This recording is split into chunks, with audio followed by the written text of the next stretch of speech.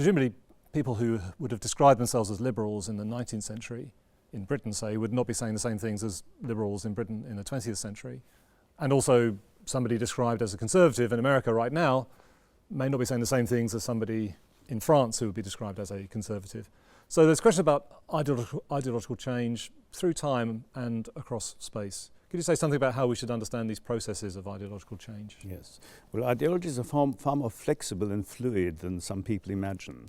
Although you may have a more durable set of ideas at the center of an ideology, the environment, the periphery of an ideology changes all the time.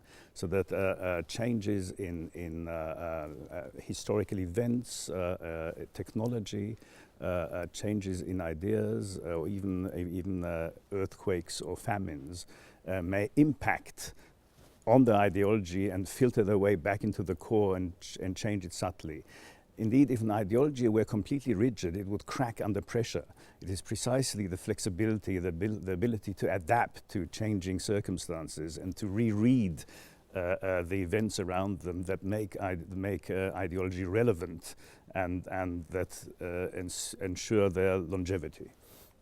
And could you give an example, perhaps, of a way an ideology has changed in reaction to events in that kind of way? Well, in the 19th century, private property was central to liberal ideas. But by the end of the 19th century, a much more social understanding of human interdependence began to develop. Private property, though it still is one of the important beliefs of liberalism, was sidelined relative to welfare, human well-being. And one of the interesting things that happened at the end of the 19th century was that people became much more aware of human fragility and of the need for assistance from others in order to develop yourself, not in order to be developed by others.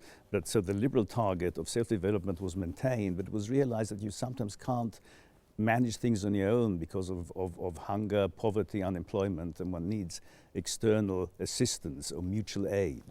And so liberalism became a much more sociable doctrine than it was in the 19th century, when it was more assertive, aggressively individualistic.